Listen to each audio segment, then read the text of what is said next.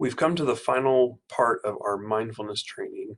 In part 3, we're going to be talking about ways to cultivate mindfulness in your daily lives. So part 1 really gave you an introduction to the topic. Part 2 tried to make things seem a little bit more tangible. And so now that we understand the benefits, part 3 is going to try and teach you ways that you can work on being a more mindful individual in your daily interactions.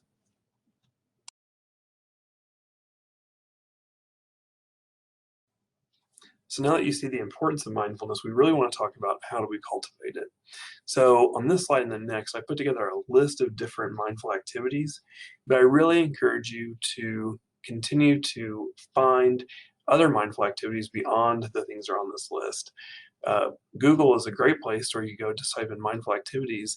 You're going to get a whole list of activities, and some may be more suited to your personality and others may not. So you're going to want to find something that works for you, but you can learn to cultivate mindfulness in a number of ways. So on this list, I'll just go through and hit some of the highlights. The first one here is 1-minute mindfulness. So in the same way that you took 5 minutes earlier to experience a present moment, take 1 minute to do the same.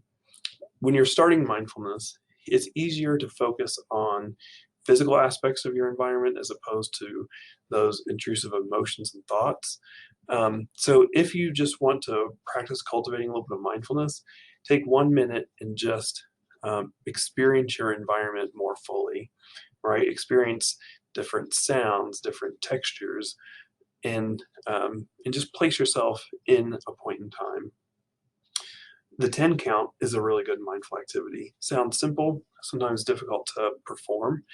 In the 10 count, you count slowly from 1 to 10 in your mind with mouth shut. And each time that you sidetrack from that counting process, counting slowly 1, 2, anytime you have any sort of intrusive thought that comes in, before you make it to 10, restart from the beginning and try to make it to 10 again. Mindful walking, this is probably my favorite kind of mindful activity. People go from point A to B to C to D all throughout their day.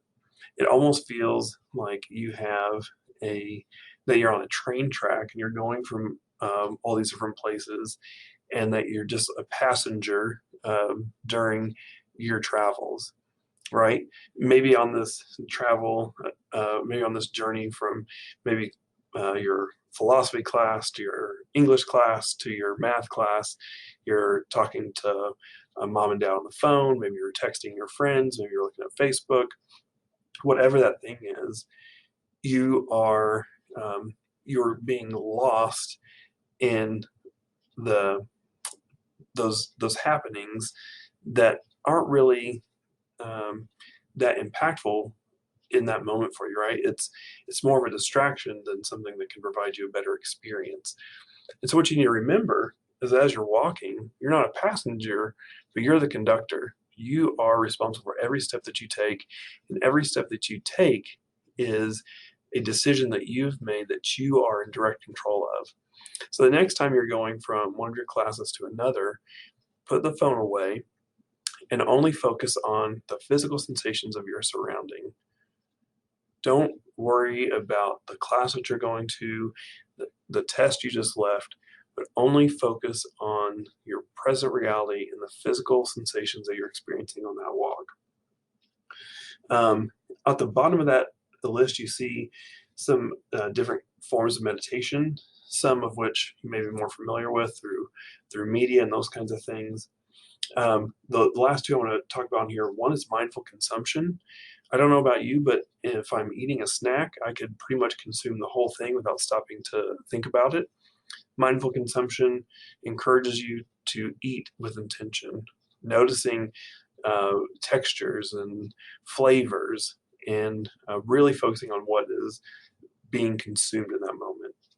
And the other, which is really interesting, is body scanning. In a twist on that is compassionate body scanning. So in our meditation earlier, the 5-minute meditation from YouTube, you actually did a body scan. You scanned your feet and your breath and your feet. And so you can do a body scan for any part of your body, and you could even do it from head to toe if you wish. Again, it's just a way for you to focus on the physical here and the now, place you back in the moment. The twist on it I like is the compassionate body scan.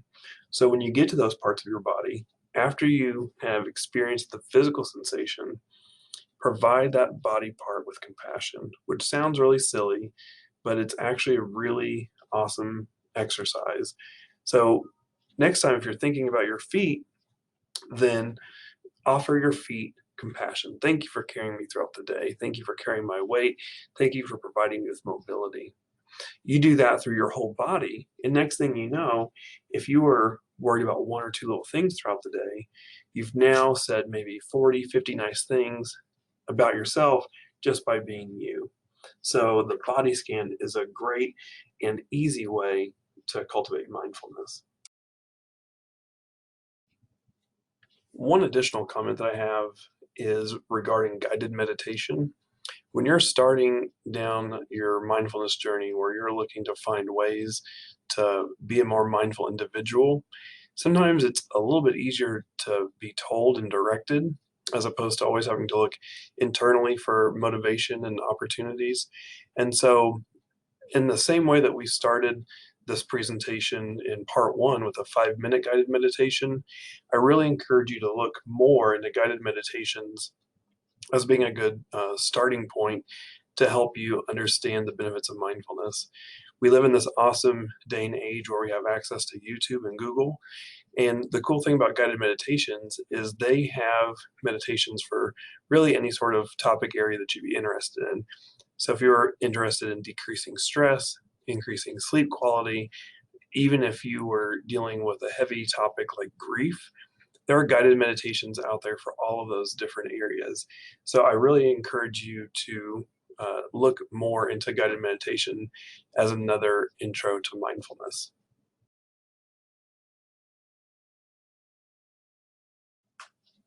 But Aaron, you say, I don't have any time to practice all these different mindfulness things that you're talking about.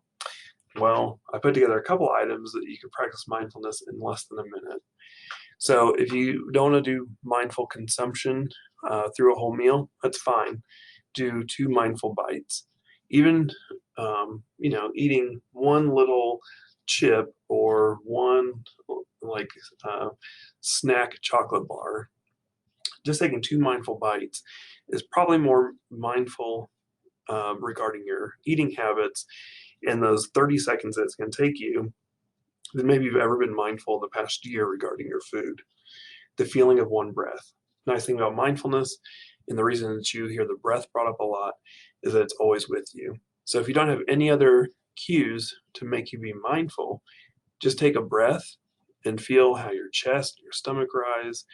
Um, Maybe notice any sort of muscle changes during that breath, and notice how it feels when you breathe out.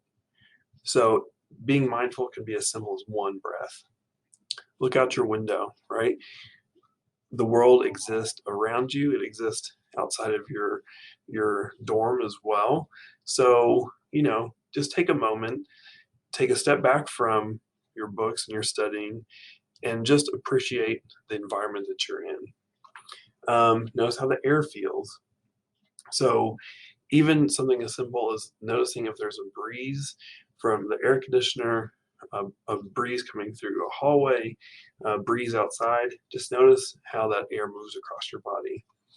Um, Quickly scan your body for one new sensation. So your body is experiencing things all the time.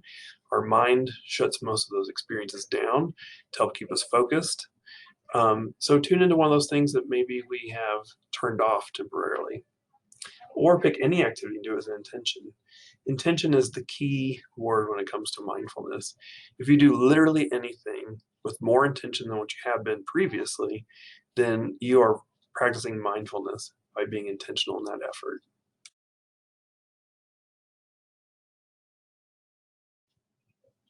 One thing that's important as you are building your mindfulness is to recognize mindfulness that you already practice and just name it as such.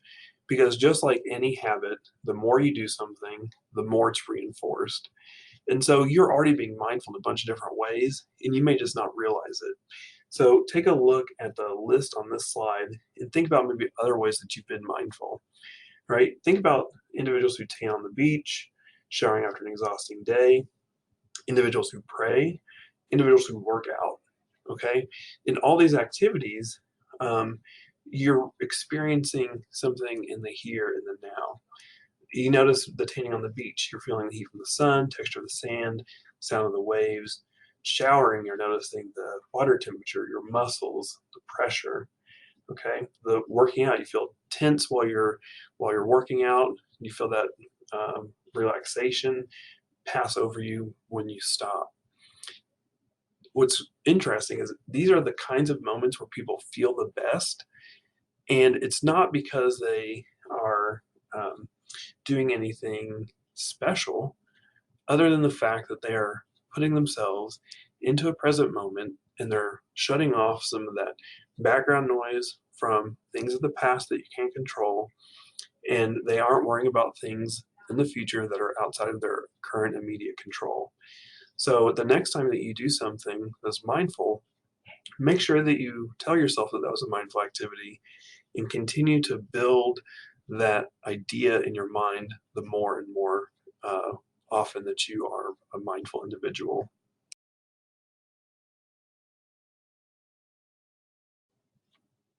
This slide is just kind of a fun slide. This is a picture of Joe Walsh. You may know him as one of the members of the Eagles. And what you may not know about Joe Walsh is that he was a longtime addict. And he wrote a song called One Day at a Time. And it was based off of a principle in Alcoholics Anonymous, which I'm going to talk about in just one second. But the key to his recovery was living in the here and the now and taking everything day by day and only addressing the things that are in his immediate control. And he was able to become sober and maintain his sobriety once he really locked onto that idea.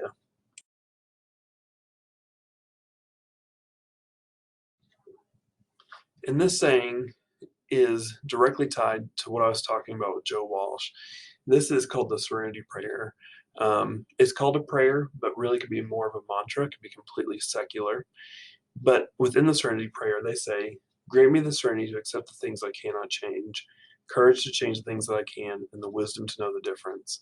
Living one day at a time, enjoying one moment at a time, and accepting hardship as a pathway to peace." So that's the kind of mantra that Joe Walsh used to help overcome this addiction, this thing that was eating away at his well being and was really kind of blunting his experiences in life. But by being able to um, differentiate the things that were in his control and the things that were outside of his control, and for him to only focus his energy on the things that were inside his immediate control, he was able to reset himself and work through that addiction and able to continue to maintain that sobriety today, using this the same concept of living one moment at a time.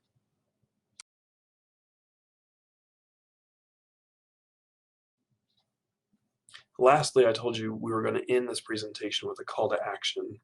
And so one other mindfulness activity that you can do is called a mindful cue. And so the cue being some sort of experience or object that triggers you or reminds you to do something else. So here's my cue for the day. Today, be mindful every time you walk into a new room. Let the passing through a doorway be your cue to be mindful. So as you pass through into a classroom, into your home, into your dorm room, take 10 seconds to clear your mind and focus only on the task of breathing, or take note of your immediate surroundings. That sensory information that we talked about earlier, sounds, smells, textures, sights, and even a taste in the air.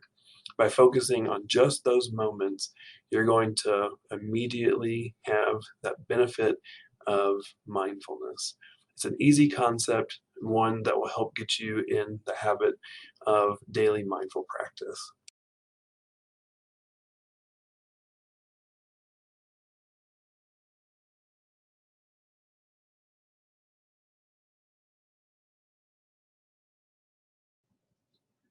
We've reached the end of the third video of our three-part mindfulness series, Living Mindfully, Living Peacefully. I hope over the course of these 3 videos that you have enjoyed learning about mindfulness, its key concepts. I hope that there have been some connections made as you've thought about some of the metaphors related to mindfulness. And then I hope that you connected with some of the ways that you can cultivate mindfulness in your daily life. Many of you are already doing mindful activities on a daily basis, and you just haven't had the opportunity to identify that you are. So I'm hoping that you're patting yourself on the back for those moments when you are mindful. But I'm hoping that you're adding additional mindfulness activities into the mix uh, so that you're reinforcing that concept of mindfulness and that you're being more intentional. Mindfulness is all about active attention on the present. So I encourage you to be very intentional about your pursuit of mindfulness. And I encourage you to seek out other resources above and beyond this video. This is just meant to kind of give you an introduction, but this is not the end all be all. So, included on here are some references that I accessed while creating these 3 videos, but there are numerous other videos that exist out there on YouTube and through other service providers and on the internet that are really easy to access. You can do a lot of self-directed learning through these other videos and other presentations. But I just wanted to thank you once again for completing the 3-part series.